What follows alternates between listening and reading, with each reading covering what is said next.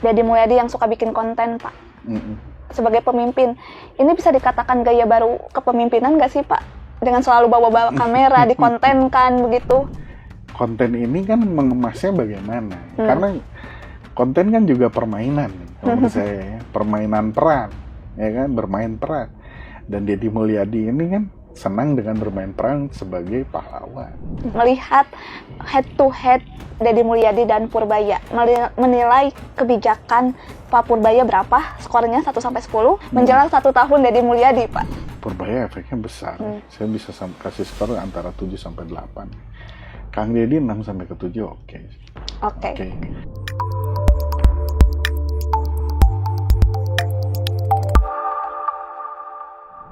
Halo Sampurasun Tribuners, jumpa lagi bersama saya Sartika Harun dalam program Carita Pakuan.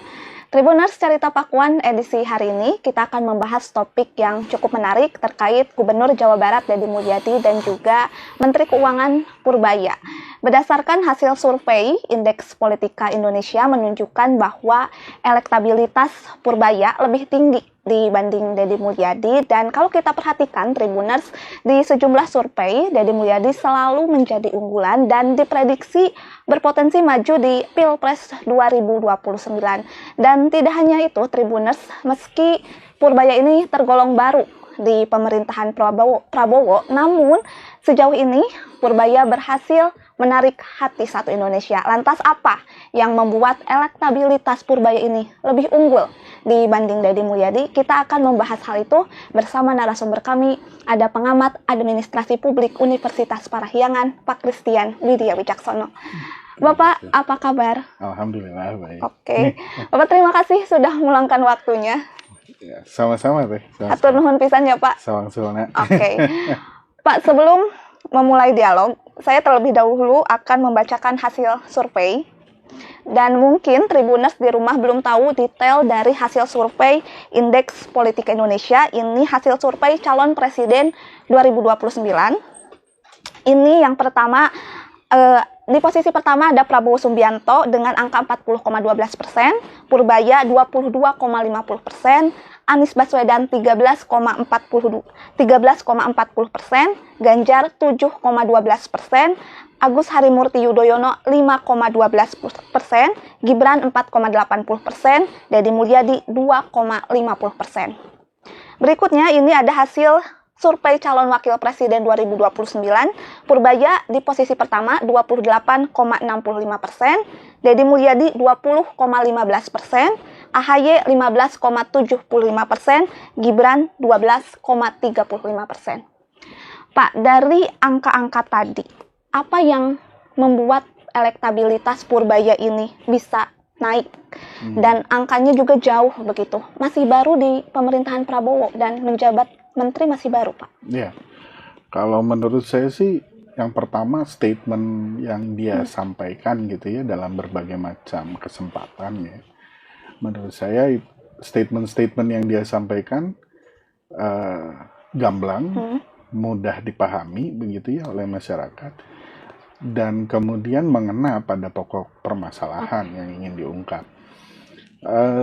Salah satu statement yang menurut saya cukup kuat adalah yang ketika dia katakan kenapa kemudian uang lebih banyak disimpan, gitu kan ya? Karena kan di masa Sri Mulyani kebijakan pengelolaan keuangan lebih menekankan pada kebijakan fiskal dibandingkan dengan kebijakan moneter, sehingga memang mengarah pada peningkatan pajak ya, seperti yang dirasakanlah oleh masyarakat. Lalu kemudian dana hasil pajak ini memang dipikirkan oleh Sri Mulyani bahwa kita mungkin harus memiliki cadangan keuangan yang kuat. Ya bisa jadi proyeksinya ingin seperti Cina gitu ya, negara besar dengan proyeksi cadangan keuangan yang besar, sehingga dari sisi nanti neraca keuangan misalnya dalam konteks perdagangan internasional ya tidak peluang untuk terjadi defisit itu kecil gitu ya, defisit bayar dalam konteks perdagangan internasional. Ya ini masuk akal juga di satu sisi kebijakan ini, karena Sri Mulyani berpikir bahwa mengkonservasi uang yang dimiliki oleh negara menjadi salah satu hal yang penting. Negara bisa punya simpanan keuangan yang memadai untuk menghadapi ya berbagai macam, mungkin termasuk krisis ya. Iya, ya. Mungkin Sri Mulyani memberikan perhatian pada dampak COVID misalnya. Yang dia lihat kalau keuangan negara terlalu jor-joran tanpa ada simpanan, begitu terjadi katakanlah krisis yang tidak terduga gitu ya, ya negara akan kelabakan menghadapinya. Oleh karenanya menyimpan sejumlah dana menjadi salah satu opsi ya yang dipilih oleh Sri Mulyani. Sedangkan Purbaya sendiri kan berpikiran berbeda. Penekanan kebijakan Purbaya lebih pada moneter, bukan banyak menaruh perhatian pada fiskalnya ya, tapi pada kebijakan moneternya. Langsung beraksi ya Pak. Jadi kalau moneter dia melihat sirkulasi keuangan, sirkulasi keuangan, dan salah satu yang dia perhatikan uang yang mengendap, uang yang disimpan oleh Sri Mulyani ini sebagai uang yang mengendap. Dan dia berpikir kalau uang mengendap ini terlalu banyak jumlahnya, justru dia menahan sirkulasi ekonomi di tengah masyarakat.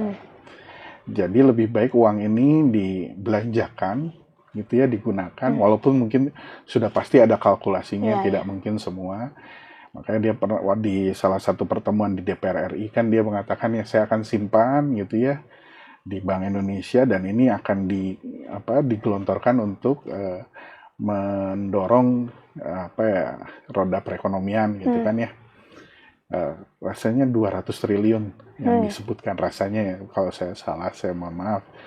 Tapi jelas terlihat bahwa Purbaya memperhatikan betul-betul pada aspek bagaimana sirkulasi keuangan itu dapat mendorong peningkatan kesejahteraan masyarakat. Gitu.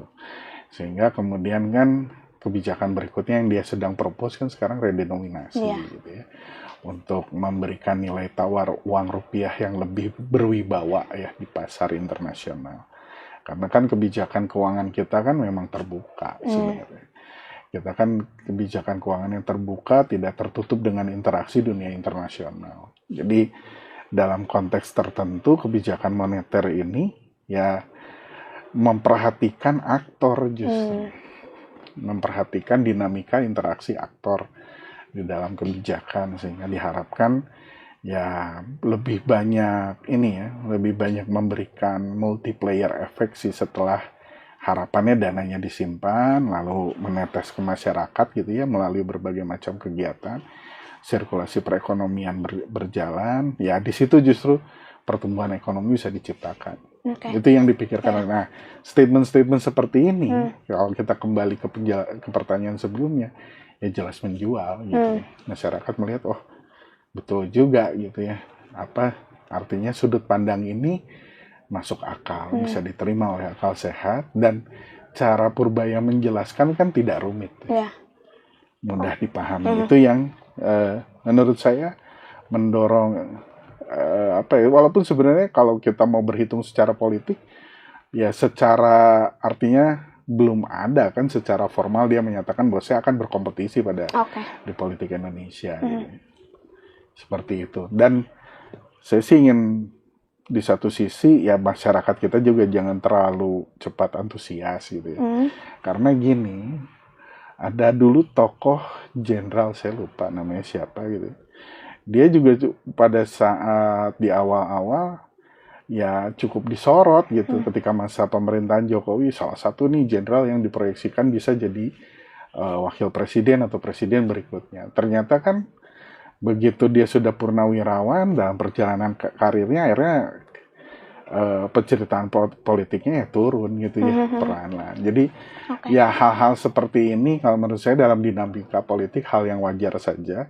Tapi ya kita perlu melihat ya, karena kan butuh stamina 4 tahun untuk memastikan seberapa kuat dia bertahan pada bertahan pada sirkulasi tokoh-tokoh politik yang bergulir nama-namanya dalam pencalonan presiden ini gitu ya, termasuk pencalonan wakil presiden. Artinya memang yang bisa survei ini naik nama Purbaya muncul karena kebijakan tadi ya Pak. Tapi kebijakan moneter, kemudian gaya bahasa yang disampaikan ke publik begitu. Tapi sebenarnya apa yang ini menjadi kekuatan terbesar dari Purbaya begitu? Secara angka tadi di top survei Capres memang yang pertama Prabowo, yang kedua Purbaya 22,50%, di Deddy Mulyadi hanya 2,50%, Pak. Kalau untuk capres ya. Iya. Dan di calon wakil presiden ya, Ya, Purbaya tertinggi, yang kan. pertama, Deddy Mulyadi yang kedua gitu. Ya. Ada jarak. Apa yang menjadi kekuatan terbesar dari Purbaya ini bisa mengungguli Deddy Mulyadi? Kalau mengungguli Deddy Mulyadi, cara melihatnya kalau menurut saya adalah ya memang ketokohan Deddy Mulyadi lebih mengendap di pusaran primordial Jawa Barat. Oke. Jadi ketokohan dia kuat di situ. Untuk dilihat dalam kacamata nasional, sebenarnya juga kalau dibandingkan dengan beberapa tokoh lain juga mungkin bisa jadi tidak terlalu kompetitif sebenarnya nama Deddy Mulyadi. Misalnya, katakanlah suatu saat Prabowo berpikir ya wakilnya Pak Anies saja. Ya, kalau kita lihat secara kasat mata, orang akan pilih misalnya Prabowo dipasangkan dengan Anies, ini kan berandai-andai saja ya. Lalu kemudian ada calon lainnya misalnya AHY berpasangan dengan Deddy Mulyadi, ya orang akan cenderung pilih Prabowo dan dengan Pak Anies karena lebih kuat ya, dari sisi kemampuan mereka menjangkau pemilih gitu kan. Nah oleh karenanya sih kalau saya melihat, jadi ya tadi popularitas Deddy Mulyadi itu mengendap di Jawa Barat, memang menjadi sorotan di tingkat nasional, tetapi statement-statement Deddy Mulyadi dalam beberapa hal, katakanlah, ya saya harus mengatakan ini secara terbuka ya, kan kalau Pak Purbaya memang datang dari kalangan intelektualitas, ya. Kalangan intelektual lah gitu ya, maksud saya seperti itu. Jadi statement-statement dia lebih apa ya, buat kalangan masyarakat menengah ke atas pun ya masuk akal, acceptable. Tapi kan kalau Deddy Mulyadi kan memang menengah ke bawah gitu ya, masyarakat rural yang pola pikirnya sederhana gitu ya, yang mudah membeli gitu ya statement-statementnya Deddy Mulyadi. Sementara Purbaya kan ruang si masyarakat yang ya katakanlah ya melihat statementnya masuk akal kan jauh lebih luas spektrumnya. Kalau saya mesti melihatnya seperti itu. Pak, dengan hasil survei angka-angka tadi, hitungan tadi, Purbaya lebih tinggi begitu ya Pak dari top survei ya, top survei capres cawapres gitu. Apakah ini bisa disimpulkan bahwa sesungguhnya untuk setidaknya ya Pak, untuk bisa masuk top survei tadi, emang tidak perlu rekam politik cukup panjang seperti halnya Deddy Mulyadi gitu Pak? Ya, karena politik kan kalau kita pakai definisinya Harold Crouch ya, dia bilang kan who gets what, when and why gitu kan ya. Kan ada kata when-nya, ada kata tanya kapan. Jadi politik itu juga bukan masalah hanya sekedar waktu berarti ya Pak? Iya, waktu. Dia juga masalah momentum. Oke. Kayak gini saja ya, untuk menggambarkan momentum. Bisa dibayangkan nggak? Di masa lalu itu, di tahun 2019, ketika Prabowo menjadi calon wakil presidennya Megawati, ada kesepakatan di batu tulis bahwa di tahun 2000 berarti 2000 berapa ya? Mundur lagi tuh 2009 ya. Di tahun 2014 pada saat pemilu Pilpres berikutnya, Megawati akan mendukung Prabowo untuk menjadi presiden. Itu kan sudah kesepakatan politik. Tapi pada saat itu momentumnya adalah Jokowi. Bisa dibayangkan nggak kalau Megawati pada saat itu menunda pencalonan Jokowi? Momentumnya bisa lepas. Begitu momentumnya lepas ya sudah. Karena publik Iya, karena bagaimanapun momentum politik adalah variabel yang kuat gitu ya, yang mempengaruhi kenapa seseorang bisa terpilih gitu. Jadi tidak bisa dilewatkan momentum politik. Karena begitu lewat sudah. Ambil contoh lainnya Amin Rais gitu.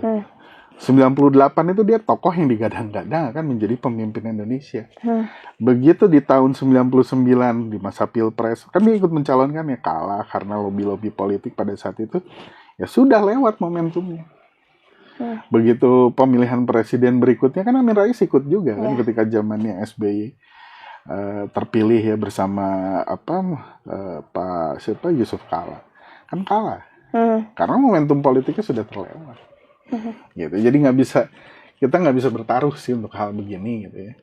Jadi momentum politik harus dimanfaatkan. Nah sekarang ya tadi problemnya gitu, tinggal apakah memang Pak Purbaya ini punya intensi untuk masuk ke dunia politik, itu yang pertama. Kalau punya maksud untuk masuk ke dunia politik juga kan butuh dukungan. Pasti kita akan bicara partai politik mana gitu ya dan seterusnya. Hanya saja kan ya seperti Jokowi nanti.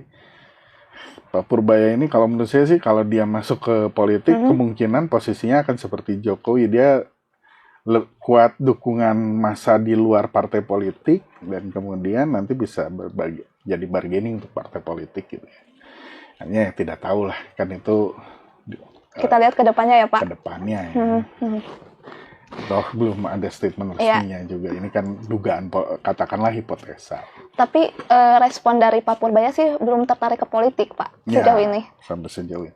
Dan saya rasa wajar sih. Dia kan datang dari kalangan profesional dan saat ini situasi perekonomian masyarakat ya perlu kita akui secara jujur belum baik-baik saja. Belum baik-baik saja. Jadi Pak Purbaya butuh ruang dan waktu untuk bekerja ya. Menyelesaikan problem yang konkret yang harus diatasi dengan cepat. Gitu. Oke, Pak, ini ada statement dari Direktur Eksekutif Indeks Politika Indonesia Pak Denny Carter gitu, yang mengatakan bahwa Purbaya selalu bicara data, bicara fakta, dan bukan konten kreator itu.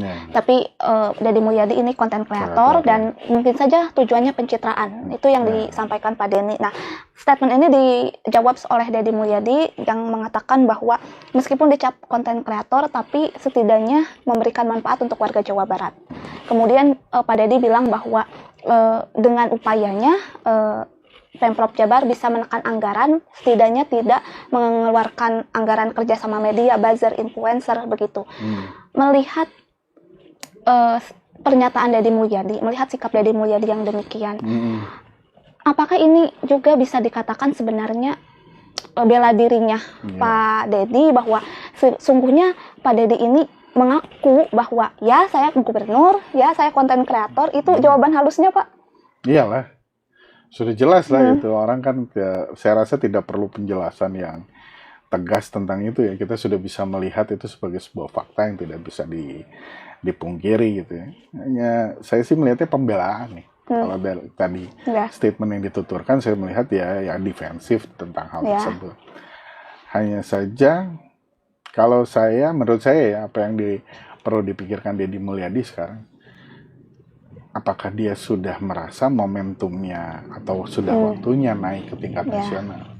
Apakah akan menguntungkan buat dia? Saya rasa dia punya kalkulasi politik tentang ada ke arah sana. Kalau saya perhatikan justru enggak sih, lebih baik di Jawa Barat. Karena justru menguntungkan buat dia. Kalau dia bisa 2 periode di Jawa Barat, memang ada perubahan yang signifikan dengan pembangunan di Jawa Barat, nah barulah dia bisa berpikir ya ke tingkat maju nanti. Karena jangan sampai seperti punten ya, bukan ingin ngomong jelek, tapi ya memang kita harus mengakui ya strategi yang diambil oleh Ridwan Kamil kan backfire. Langsung redup. Karena kan 1 periode Bandung, 1 periode Jawa Barat, lalu ingin masuk ke Jakarta, susah gitu ya. Ternyata terguling di situ dan semakin terpuruk ya dengan berbagai macam pemberitaan negatif. Kan itu sudah gitu ya. Jadi momentumnya diambil Pak Deddy ya Pak gitu. Nah sekarang justru pada saat keputusan Ridwan Kamil memilih Jakarta, pada saat itu saya melihat wah berat. Karena persaingan juga lawan Pramono Anung ya. Berarti dari awal sudah nggak ada harapan. Sudah nggak ada harapan. Sudah nggak ada harapan. Langkah terbaik waktu itu buat dia pilihannya adalah Jawa Barat. Kan kalau di Jawa Barat ya di Mulyadinya juga nggak akan susah menandingi Ridwan Kamil gitu. Nah, pasti ya ini blessing in disguise gitu buat Deddy Mulyadi ya. Opsi dia pilih opsi siapa Ridwan Kamil pilih Jakarta, ya udah blessing in disguise buat Kang Deddy. Tapi ya saya sih kalau melihat sebaiknya Kang Deddy nggak masuk ke nasional dulu. Agak sedikit hold on gitu ya, agak sedikit bertahan dulu di Jawa Barat. Toh kalau dia mau masuk ke nasional, proyeksinya untuk dengan siapa? Karena juga gini teh, hitungan-hitungan hasil survei itu di atas kertas gitu ya, oke lah bisa mendekati. Tapi kita juga harus lihat variabelnya ketika pasangannya siapa. Kalau pasangannya nggak menjual, ya Kang Deddy Mulyadinya nanti akan menjadi pengayuhnya. Nah, cukup kuatnya figur dia berperan sebagai pengayuh.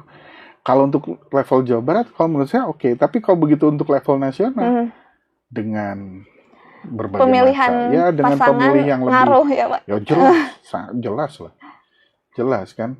Kan untuk beberapa tokoh bahkan kan ketika misalnya saya ambil contoh, waktu itu kan sempat beredar statement yang mengatakan SBY ketika periode kedua kan SBY dipasangkan dengan sendal jepit pun akan terpilih.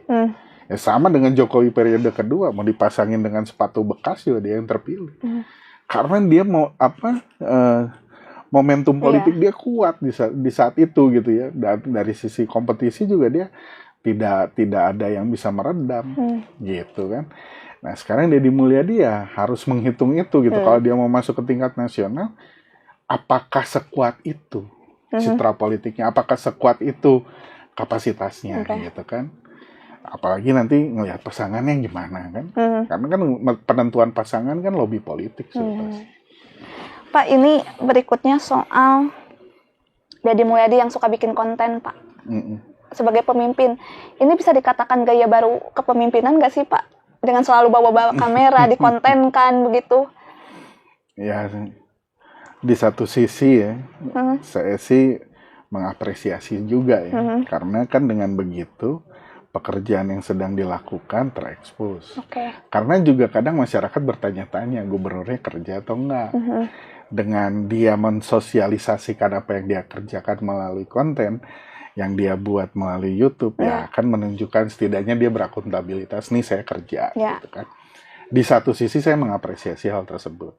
Cuman di satu sisi, di sisi yang lain maksud saya, konten ini kan mengemasnya bagaimana? Karena konten kan juga permainan nih, kalau menurut saya ya. Permainan peran, ya kan, bermain peran.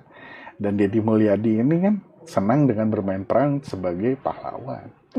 Jadi dia akan selalu diposisikan sebagai pahlawan yang mengalahkan ya pihak yang katakanlah antagonisnya. Nah itu yang dia kemas sedemikian rupa sehingga kan ada yang mempertanyakan ini genuine atau enggak, gitu kan ya, ini otentik atau enggak, atau ini hanya sekedar gimmick saja atau gimana. Nah itu sih yang bermasalah dengan dia bikin konten gitu ya, karena kan di situ dia selalu kan dalam kontennya kelihatan bahwa ya kedudukan dia kuat gitu. Oke. Tapi ya tidak masalah sih, kalau saya sih lebih baik Kang Deddy mengekspos kalau saya ya menurut saya ya nggak apa-apa kalau mengekspos hal-hal yang memang dia kerjakan dan memang ada hasilnya. Kalau itu ekspos saja, memang harus gitu. Kan di situ justru kan selama ini kan masyarakat bertanya-tanya pajak yang sudah saya bayarkan dikelola dengan cara bagaimana? Pemimpin bekerja nggak untuk saya? Kan itu juga ditunggu. Nah, Kang Deddy ya di sisi itu oke sih. Saya sih nggak ada masalah. Tidak masalah ya Pak? Nggak masalah. Cuman pengemasan kontennya mungkin semestinya lebih genuine, yang lebih otentik. Dan jangan, yang ini yang saya nggak suka sih. Jangan menggunakan buzzer sih. Nggak sehat. Ya kalau Kang Deddy sudah menyangkal, alhamdulillah. Tapi jangan menggunakan buzzer karena ya apa yang saya rasakan ya dengan beberapa kali memberikan masukan kepada beliau, ya saya memang merasa dibully oleh buzzer. Gitu, merasa dirundung oleh buzzer saya. Ya. Tapi ya alhamdulillahnya nggak saya baca lah. Ya mau komentar apapun saya nggak pernah baca. Gitu. Nggak baper ya Pak? Nggak baper sayanya. Tapi kan buat saya kasihan Kang Deddy-nya justru. Kenapa saya kasihan sama Kang Deddy? Kalau dia dilindungi buzzer, dia akan jadi pemimpin yang hanya bisa mendengar hal-hal yang baik buat dia. Padahal kepemimpinan itu adalah, kan selain kemampuan mempengaruhi, dia juga adalah kemampuan untuk memberikan arah. Bagaimana kalau kita mau memberikan arah kalau kita tidak tahu tantangannya yang sesungguhnya terjadi apa? Kalau kita hanya bisa mendengar apa yang mau kita dengar dan tidak bisa mendengar apa yang tidak mau kita dengar, ya susah. Ya. Pemimpin yang sulit kan pemimpin yang seperti itu. Dia maunya baik-baik aja, padahal situasi sedang tidak baik-baik aja. Gitu kan, justru harus yang mau mendengar kritik, mendengar permasalahan yang terjadi secara konkret, dia berpikir untuk mencari penyelesaiannya. Pemimpin yang memang dibutuhkan yang seperti itu. Jadi kalau bisa tidak ada buzzer-buzzer lah gitu ya.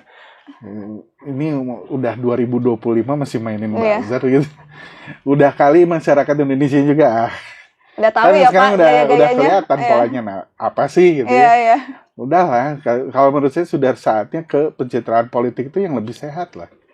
Lebih sehat, objektif, memang lebih bisa dipertanggungjawabkan dan memang dia ya itu ya kan, saya sih melihat apa yang dilakukan oleh Purbaya kan dia tanpa buzzer, tanpa apa naik. Surveinya itu kan menunjukkan bahwa kalau genuine saja memang dia punya kapabilitas dan kapasitas untuk melakukan itu, masyarakat juga bisa menilai kok dengan baik. Ini kan survei ini menurut saya ya salah satu saja lah membuktikan nggak butuh buzzer kok. Untuk mendukung untuk citra bisa dapat citra ya, politik yang kuat kan nggak butuh buzzer kok. Gitu. Mungkin ya saatnya sistem politik kita menjadi lebih sehat dengan ini ya, membuat demokrasi itu yang diisi oleh orang-orang yang dewasa, punya tanggung jawab untuk memilih. Gitu. Jadi jangan sampai, ya rasanya saya pernah ungkapkan ya di podcast sebelumnya, jangan sampai terjebak dengan jebakan demokrasi itu ya, ketika cangkir ini, oh ini tuh pesawat terbang loh, padahal ini cangkir nih. Tapi ketika pendapat orang banyak bilang ini jadi cangkir, ini kan teori post-truth-nya akan mengatakan ini jadi pesawat terbang nih, kalau orang banyak ini adalah bilang ini pesawat terbang. Padahal salah kaprah. Itu kan makanya sesuatu yang salah diungkapkan terus-menerus jadi kebenaran. Nah itu kalau menurut saya jangan sampai terjebak karena sekedar opini orang banyak yang menggiring bahwa ini adalah sesuatu yang sebenarnya bukan pesawat terbang, udah jelas cangkir. Jadi harus yang yang logis juga ya Pak. Iya, yang bisa diterima akal sehat lah. Gitu. Jadi supaya kitanya juga berpikirnya sehat. Pak, ini berikutnya di hasil survei yang sama, judulnya survei tokoh politik yang paling diingat. Ini yang pertama Prabowo, kedua Jokowi, Purbaya, Deddy Mulyadi. Prabowo Jokowi angkanya cukup tinggi, nanti ditampilkan. Purbaya 19,45%, Deddy Mulyadi 5,12%. Ini melibatkan 1.610 responden tersebar di Indonesia. Ya, dengan margin of error 1,6%, tingkat kepercayaan 95%, Pak. Melihat angka-angka tadi begitu, apa yang membuat persepsi publik justru top of mind yang paling diingat mengarah ke Pak Purbaya, yang padahal kalau kita perhatikan popularitas lebih dulu Deddy Mulyadi begitu. Dan ini gimana Pak? Karena memang hentakan skala ininya ya, hentakan skala hentakan skala popularitasnya. Statement-statement Deddy Mulyadi kan lebih banyak dikonsumsi di tingkat masyarakat lokal. Sementara statementnya Pak Purbaya kan terekspos di tingkat nasional. Ya beda lah jelas. Yang tadi saya bilang spektrumnya lebih luas lebih luas Pak Purbaya dibandingkan dengan Kang Deddy. Dan ya tadi sih saya masih berpegang pada pernyataan saya, kalau Kang Deddy ingin masuk ke nasional mah kasihan lah. Saya khawatir sayang buat dia. Dia kalau dia pengen punya proyeksi panjang, lebih baik bersabar. Lebih baik Jawa Barat dia konsentrasi serius. Kan sekarang sudah mulai membaik. Mungkin alhamdulillah mungkinnya masukan-masukan dari kita tentang pentingnya pengambilan keputusan yang terinstitusionalisasikan itu dia dengarkan.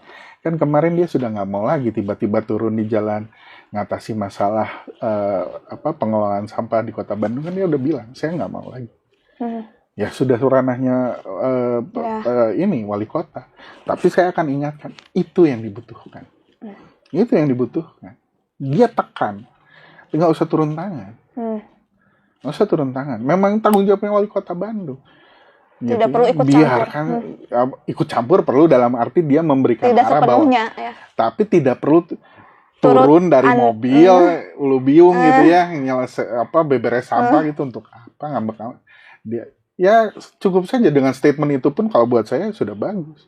Dia sudah mulai, ya saya tidak mau melampaui kewenangan saya. Berarti kan dia sudah mulai berpikir, oh iya, penataan administrasi yang sistemik, yang kemudian berdampak secara organisasional itu penting.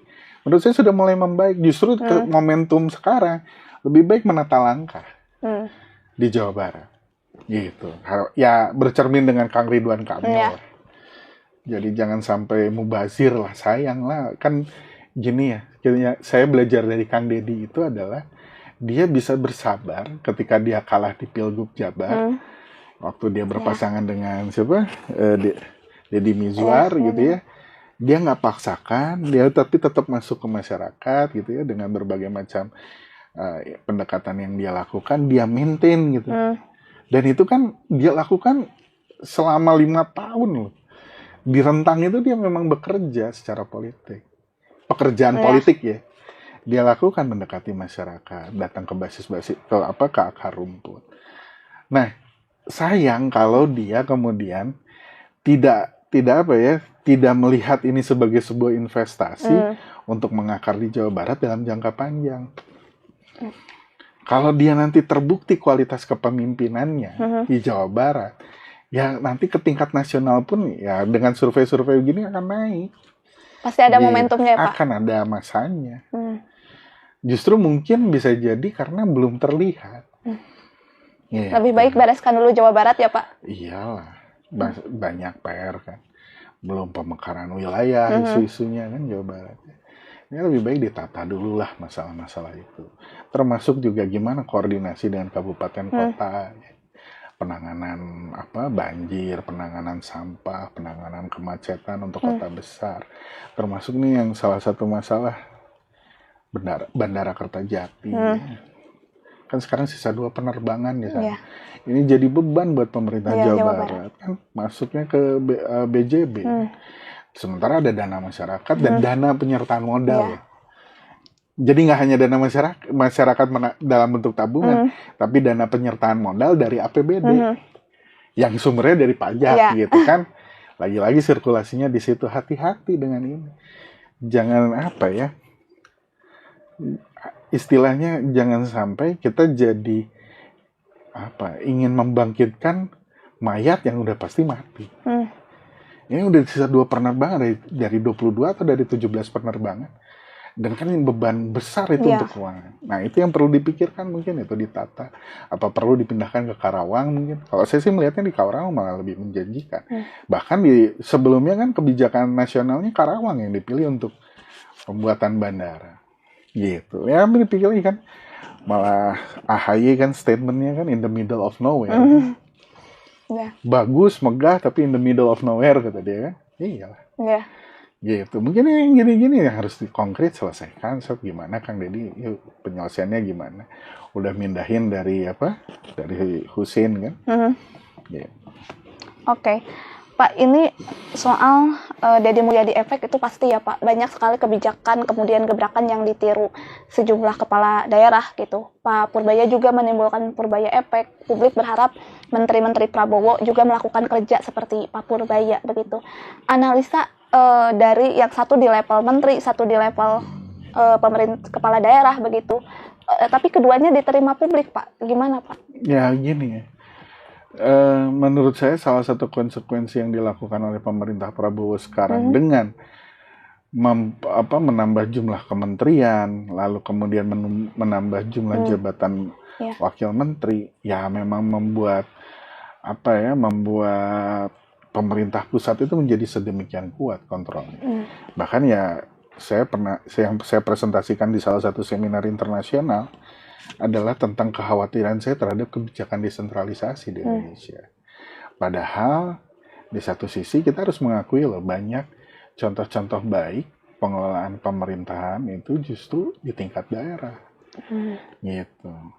Di tingkat pusat itu ya di masa lalu Dan sampai sekarang sih saya masih melihat salah satu fenomena yang sangat kentara di pengelolaan pemerintah pusat adalah penyakit yang namanya silo mentality itu ya. Jadi masing-masing kementerian masih bergerak secara sektoral gitu. Belum ada koordinasi lintas kementerian yang betul-betul kuat ya. Okay. Apalagi kalau saya maparkan disertasi saya di sini, saya bisa buktikan betapa kacaunya koordinasi masalah data saja tentang lembaga non struktural di Indonesia kan. Ya itulah kalau menurut saya bisa diperbaiki. Jadi gini, kenapa yang dua-duanya bisa diterima oleh masyarakat? Karena kebijakan di tingkat nasional berpengaruh ya. Sudah pasti dengan kuatnya pemerintahan yang sekarang jelas berpengaruh sampai ke tingkat daerah. Tapi di sisi lain masyarakat juga saya rasa masih menilai betapa pentingnya gitu ya pemerintah yang rentang orbitasinya dekat dengan masyarakat itu menjawab kebutuhan langsung. Karena pemerintahan yang dekat dengan masyarakat itu masih ada asumsi akademik yang mengatakan bahwa ya misalnya David Hume ya dia katakan bahwa ya pemerintahan terdekat inilah yang paling paham masalah yang dirasakan oleh masyarakat di tingkat lokal. Gitu ya. Jadi keduanya punya pengaruh sih kalau menurut saya. Oke. Berarti ini setidaknya di level menteri ada Purbaya, kemudian di kepala daerah ada Deddy Mulyadi dengan segala kebijakannya cukup baik ya Pak kalau memang positif dan efeknya baik. Ya tinggal kita lihat dampaknya. Karena kan kebijakan pemerintah pusat itu kan harus berhitung dampaknya dan dampak itu baru bisa kelihatan sebenarnya ya 2-3 tahun nanti. Karena ini kan baru jalan setahun, nanti setelah 2 tahun 3 tahun baru terlihat gitu ya. Misalnya kita yang tadi saya bilang, saya berharap trickle down effect yang terjadi dengan dana 200 triliun yang disimpan di Bank Indonesia untuk digelontorkan buat masyarakat, menggerakkan perekonomian. Ya, kita tunggu gitu. Kita menunggu dampaknya gimana sih. Betul nggak mengangkat sirkulasi ekonomi masyarakat gitu kan ya. Lalu ya denominasi nanti hasilnya akan bagaimana. Menciptakan kepanikan nggak di tengah masyarakat atau justru membuat masyarakat confidence nih nilai tukar saya nggak kayak dulu lah ya. Kan saya masih ingat aja sih waktu saya SD itu $1 cuma Rp3.000 gitu. Sekarang kan Rp30 mungkin secara psikologis nanti akan lebih percaya diri lah gitu ya dengan nilai tukar uang kita. Ya harapan-harapan kesananya itu kan harus dilihat nanti dalam jangka 2-3 tahun ke depan gitu. Jadi perlu bersabar juga ya. Tapi ya saya sangat berharap sih karena situasi di tengah masyarakat ini luar biasa ya. Termasuk juga gini lah.